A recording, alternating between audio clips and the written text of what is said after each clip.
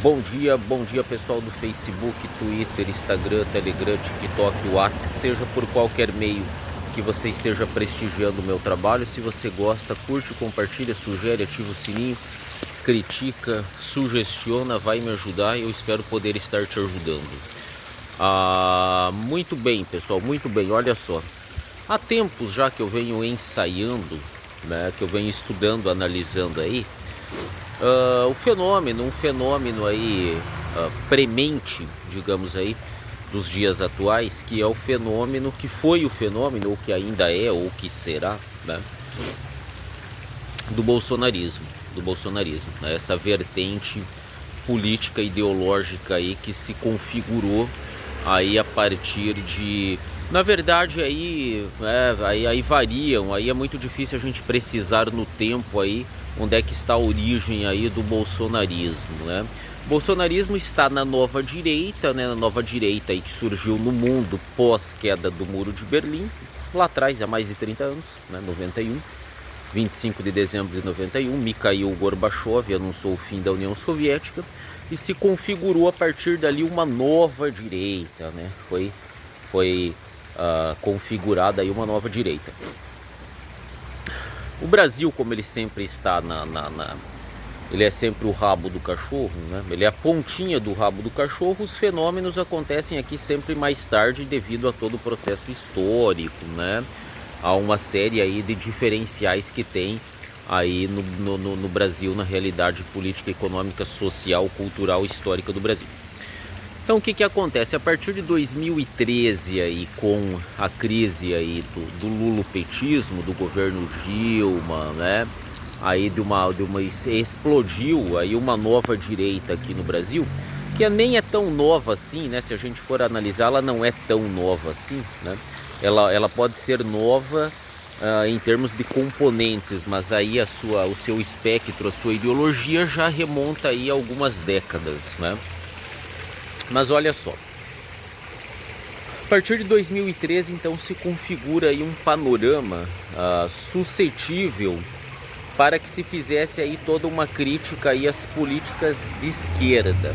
Para nós entendermos o bolsonarismo, a nova direita aqui no Brasil, nós temos que entender a atuação da esquerda, que a partir de 2002, outubro de 2002, aí, com as eleições de Luiz Inácio Lula da Silva, aí, galgou o poder. Há quem diga que a esquerda já começa lá em 94 com o FHC, né? A extrema esquerda diz que ele é extrema direita e a extrema direita diz que o FHC é o maior socialista e esquerdista que tem no Brasil. Não vou entrar nesse mérito, não é essa aqui o nosso propósito. O nosso propósito é analisar o bolsonarismo, que começou a se configurar ideologicamente lá em 2013, né? Ganhou forças com o impeachment de 27 de abril de 2016 e que aí tornou-se realidade a partir de 2018.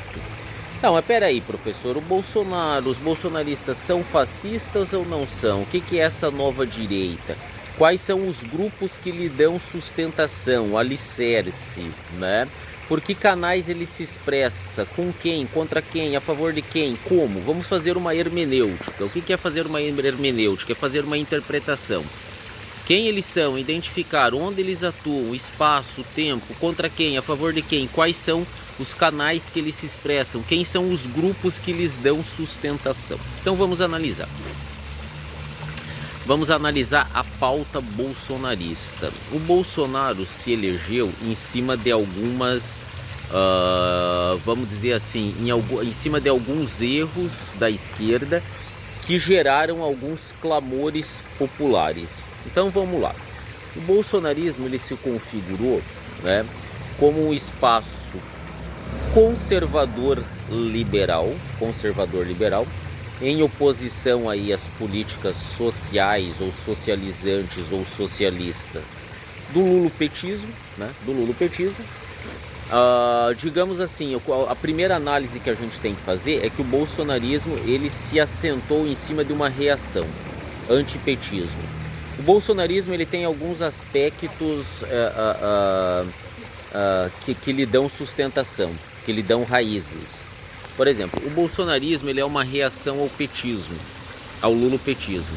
Então, por alguns caminhos se configurou uma nova política. Ele se intitulava, né, o Novo, a Renovação, né? Então, que renovação seria essa? Então, você tinha dentro aí dos seus grupos de apoiadores, que a esquerda chama de fascista. Então, vamos analisar se de fato ele era fascismo. Primeiro ponto que salta aos olhos de qualquer analista sério, de qualquer análise séria que se faça sobre o tema, falar qualquer besteira qualquer um fala, até papagaio fala, né? Vamos lá, então, o fascismo ele era altamente estatizante, ninguém contra o Estado, tudo pelo Estado, nada fora do Estado. Ele era altamente estatizante. O Bolsonaro chegou com uma pauta liberal, né? Menos Estado, mais indivíduo. Quanto maior o Estado, menor é o indivíduo. Mais Brasil, menos Brasília, descentralização do poder. Só aí nós já temos um problema sério. Como entender que alguém que é fascista, como a esquerda aí apregoou ao Bolsonaro, tenha uma pauta mais liberal? Só aí já está a primeira contradição. Uma segunda contradição que nós podemos colocar é exatamente no fato do liberalismo. Ele colocou como ministro da sua economia um liberal, um neoliberal, né? Se tem uma coisa aí que ficou claro aí nos 4 anos do governo Bolsonaro, é que ele enfraqueceu as instituições, né? As instituições, principalmente as universidades, né? Os meios midiáticos. Por que vocês acham que a Globo, os meios de comunicação ficaram contra o Bolsonaro? Se sempre a crítica da esquerda foi de que a mídia era da extrema direita. Então como é que surgiu um candidato da extrema direita e os principais meios de comunicação do Brasil foram anti-bolsonaristas? Como é que você me explica isso? Que se a mídia, que sempre teve aí a pecha de ser de extrema direita, quando surgiu um candidato da extrema direita, ela criticou e massacrou. Grupo Fria só fala mal do Bolsonaro, Rede Globo só fala mal do Bolsonaro, Veja só falava mal do Bolsonaro, Estadão só fala mal do Bolsonaro, Record não, Rede Record não por causa dos evangélicos, nós vamos tocar nesse assunto mais pra frente, né? Band não falava nem bem nem mal, entendeu? O Silvio Santos até que pegou leve, né? Mas a grande mídia foi anti-bolsonarista. Então nós já temos um problema sério aí. Como é que os canais de extrema direita foram contra um candidato de extrema direita? Só aí já dá um BO grande. Então vamos lá, vamos analisar. Por quais canais o bolsonarismo se expressou? Essa é a pergunta fundamental. Quais são os meios de ação do bolsonarismo? Quem são os componentes? Quem são os homens que levantam a bandeira do bolsonarismo ou levantaram a bandeira do bolsonarismo? Então nós podemos dividir aí o bolsonarismo em 4 ou 5 grupos dentro do bolsonarismo que não necessariamente são tão convergentes. Há certas convergências e há certas divergências.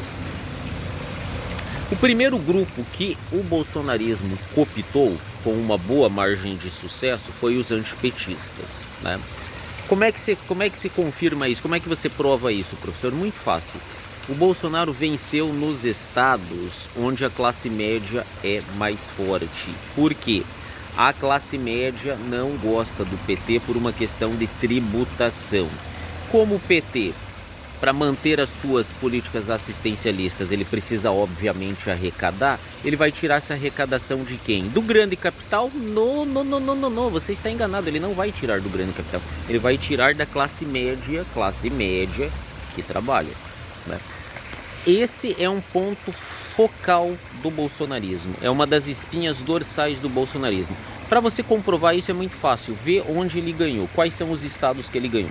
São Paulo, Rio Grande do Sul, Santa Catarina, Paraná, Mato Grosso, Minas ali deu um empatezinho, Rio tem umas particularidades, né? O Rio já tem umas especialidades que tem a ver com crime, com aquela situação toda lá, né?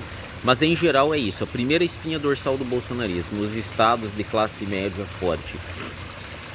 Segunda fonte aí de sustentação, fonte, alicerce de sustentação do bolsonarismo, o antiprogressismo. Um monte de gente na sociedade, uma parcela considerável da sociedade é conservadora. Eu não sei por que as pessoas usam essa frase, pobre de direita. Pobre sempre foi de direita. Por uma razão muito simples. Quem catequizou e formou esse povo, a cultura desse povo por muito tempo foram as igrejas, a religião, antes católica, agora protestante. O que significa isso? Significa que o pobre ser antiprogressista, ser anti-aborto, anti-drogas, anti-casamento gay, eu não estou entrando no mérito dessas questões. Não estou dizendo se isso é certo ou errado. Que ninguém vai analisar o que é certo ou errado. Nós não somos donos da verdade. Nós vamos analisar o fato de que o Brasil é majoritariamente um povo com um país conservador. O Brasil é conservador. A maioria das pessoas não aprova aborto, a maioria das pessoas não quer a legalização das drogas. A maioria das pessoas acha que você ter uma arma para uso legítimo é algo legal, Eu não estou defendendo armas, fique bem claro isso. A maioria das pessoas não aceita muito bem, e aí é um problema delas de foro íntimo, o casamento entre pessoas do mesmo sexo. Eu não estou julgando se é certo ou se é errado, quem sou eu para julgar alguma coisa, né? Então, o segundo pilar de sustentação do bolsonarismo foi a pauta conservadora, antiprogressista. Um terceiro e quarto fator de alicerce do bolsonarismo, o militarismo, né? Aqui nós chegamos no ponto X da questão. Evangélicos e militares, nós temos aí a resolução, o resumo, a síntese do que é o bolsonarismo. Veja bem, quando eu citei no começo do vídeo que o fascismo era a expansão estatal, ninguém fora do Estado, tudo pelo Estado, nada contra o Estado, né? Sim, isso aí soa contraditório com o bolsonarismo querer diminuir o Estado. Fato, isso é fato. Com ele ser liberal, de uma tendência liberal, né? Ou se dizer ser de uma tendência liberal. Só que quando nós analisamos o fascismo, né, nós vamos ver que a militarização é algo fundamental para você formar um regime totalitário. Não há poder totalitário, nazi, fascismo, comunismo, franquismo, salazarismo, o comunismo lá do Mao Tse Tung, do Pol Pot, do Fidel Castro, seja de quem quer que for. Não há regime totalitário que não tenha uma base de sustentação militar. Não existe. A base de poder é o poder militar. Parafraseando Max Weber, o Estado é caracterizado como uma instituição que tem o monopólio do uso legítimo da força. Então, ter militarização é fundamental para qualquer regime totalitário. E o Bolsonaro tem uma base militarizada. Um dos setores mais proeminentes do bolsonarismo é o setor militar. Tanto que o professor Loriel Rocha diz que não era o Bolsonaro que usava os militares, foram os militares que usaram o Bolsonaro como homem-bomba. Ele era fruto de um projeto de poder maçom militar, né? Ok, então uma outra espinha dorsal do bolsonarismo são os militares. Os evangélicos, professor, ou os tradicionais católicos, os católicos tradicionais. Quem eles são? O que eles apregou? Eles foram fundamentais para a eleição do Bolsonaro. Por quê? Como a agenda progressista do PT, o velho PT que abandonou lá tanto as questões de luta de classe, né? O PT tinha um slogan lá, vote 3 que o resto é burguês, lá nos anos 80. Nos 90 ele fez toda uma campanha anti-imperialismo, anti-capitalismo financeiro, anti-latifundiários, né? O PT tinha toda essa promessa aí, né? Essa pauta aí de combate, de reivindicações. Chegando no poder, o capital bancário ganhou muito dinheiro, os latifúndios quase não se alteraram, né? E o imperialismo, o Obama aí elogiou o Lula. O país mais imperialista do mundo, o representante do país mais imperialista do mundo elogiou o Lula. Esse é o meu cara, esse é o cara, né? Então por aí você já vai vendo como que o PT foi titubeando, ele foi mudando conforme o tempo, camaleão. A velha pauta trabalhista lá dos anos 80 foi sendo mitigada, para dizer o mínimo.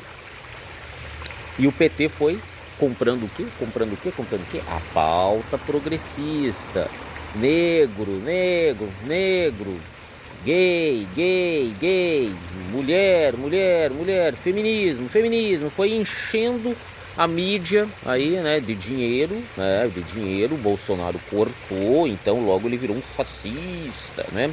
Cortou verba, começou a cobrar a dívida da Globo. Não podemos esquecer isso, né? Que o bolsonarismo fez isso. Mas os evangélicos, junto com os militares, eles formam a espinha dorsal, porque o evangélico é o que mais bateu na pauta progressista, na agenda woke.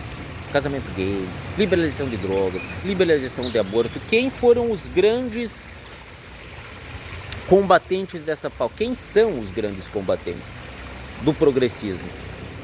O cristianismo, seja ele na sua versão católica tradicional, não a progressista que é lá no catolicismo. E os evangélicos, esses foram aí os pilares de sustentação do bolsonarismo. Nós podemos colocar também aí, obviamente, os liberais nesse meio. Por quê? Pela mesma razão que foi explicada lá do antipetismo, lá dos estados que são antipetistas, né, que tem classe média forte. Os liberais, os profissionais liberais, eles tendem a querer menos Estado, né? Não o fim do Estado, mas menos Estado para não pagar tanta tributação, para não ter que arcar com os custos do assistencialismo, né? E eu não estou criticando o assistencialismo, não estou dizendo que sou contra, nem favorável a armas, nada disso. Porém, pessoal, olha só, eu sempre fui contestador do fato do Bolsonaro ser colocado como um fascista. Só que, quando eu analisei os setores que davam sustentação para o fascismo e analisei os setores que dão sustentação ao bolsonarismo, eu me deparei com uma convergência extraordinária, estarrecedora, estupefata, assim, megalomaníaca, para dizer o mínimo. Os setores que davam sustentação ao regime fascista eram os monarquistas, os latifundiários, né? E adivinha quem? A Igreja Católica, né? Se você analisar o bolsonarismo, ele tem uma certa simpatia com os monarquistas antirrepublicanos, ele tem simpatia muita com os latifundiários, não que os outros governos não tenham, mas o Bolsonaro teve mais simpatia com os latifundiários, com o agronegócio, os que exportam a nossa riqueza. E nós podemos dizer que não com os católicos, apenas com uma parte dos católicos são bolsonaristas, os mais tradicionais, né? Mas os evangélicos.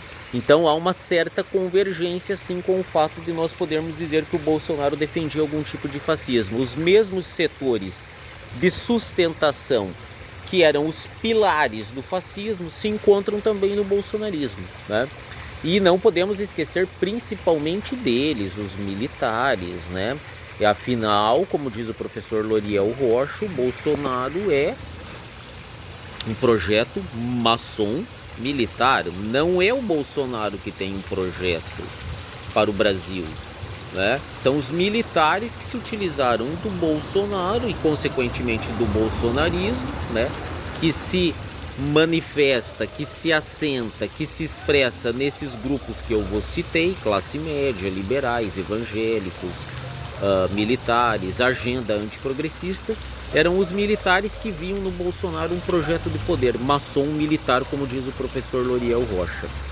Então o que é o bolsonarismo? Na minha opinião, professor Marcelo Merlin, ele é uma reação ao progressismo, à pauta progressista, que encontrou ecos e sustentação no cristianismo, na vertente protestante evangélica e alguns setores do catolicismo. É um projeto de militarização, é um projeto militar, né? Haja vista que o Bolsonaro levou 13 mil militares lá para serem aí os seus assessores, os seus correligionários, né? Os seus militantes, digamos assim, né? E obviamente a classe média que não quer pagar tributos, que não quer pagar a conta da desigualdade social, sendo que, segundo ela trabalha e tem que arcar com os custos aí do Estado e do assistencialismo. Esse é o bolsonarismo, é o projeto de poder bolsonarista, o fascista liberal. Vai entender, quem é que entende isso, né? É uma salada de frutas das mais complicadas que se tem, né? Mas espera aí, professor, se o Bolsonaro é fascista, né? Um dos slogans aí, dos fatores de contestação do bolsonarismo também é aquilo que se chama de comunismo, né? De comunismo.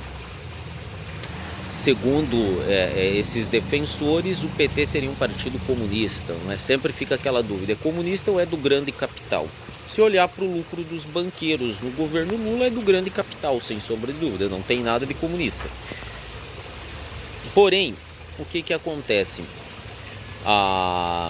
O comunismo, né, se ele fosse de fato implantado, se ele existisse, ele também dependeria de um poder militar. Todos os países que envergaram um rótulo comunista, eu não estou fazendo críticas e nem elogios, eu estou sendo fiel aos fatos, eles têm uma base militar que o sustenta. Qualquer regime, se você colocar um regime ultraliberal, ele é ultraliberal em economia, em alguns setores sociais, mas ele tem lá por trás dele um Estado armado, né? Um Estado armado. O comunismo, né, esse projeto de poder totalitário também, ele dependeria da adesão, da anuência, da aquiescência, do compartilhamento dos militares. E aqui está o grande ponto de atrito no Brasil. A esquerda, o PT, não se coadunam com os militares, sejam por razões históricas, 64, né, toda aquela tragédia que aconteceu ali, né? Seja por questões de convicções, né? De convicções aí que uma boa parte do projeto de poder militar é dito anticomunista, né? E o ponto X da questão, e o divisor de águas, professor, você não vai falar? O que é o grande divisor de águas? O projeto nacionalista. Afinal, o Bozo tinha um projeto nacionalista? Pura propaganda. Pura propaganda. Os militares nunca foram nacionalistas, nunca foram patriotas, sempre tiveram preocupação muito mais com o seu status, com os seus prestígios, do que de fato em defender a nação. Esse é um ponto que já salta aos olhos. Um outro ponto, como que o Bolsonaro pode ser considerado nacionalista se ele tinha como uma base de sua sustentação o agronegócio? O agronegócio que exportou as nossas riquezas e nos deixa aqui pagando caro pelos bens que nós precisamos. Como que ele pode ter um projeto nacionalista se a nossa riqueza vai embora e aqui ficam produtos caros e de segunda qualidade? Como? Onde é que está o nacionalismo nisso? Diminuiu o tráfico de drogas nas fronteiras e de armas? Não. Né? Diminuiu a criminalidade? Não. Então que nacionalismo é esse? Eu termino com essa indagação. Onde está o nacionalismo do Bolsonaro? Me respondam, por favor. Né? Então ficou assim, os canais de expressão do bolsonarismo. Por quais canais ele se expressa? Quais são suas fontes ideológicas? As suas fontes ideológicas batem com as ações de fato. Uma coisa é ter fontes ideológicas, outra coisa é a fundação daquele movimento. É o que ele faz de fato, as suas ações de fato e as suas fontes ideológicas, né? Beleza, pessoal? Valeu!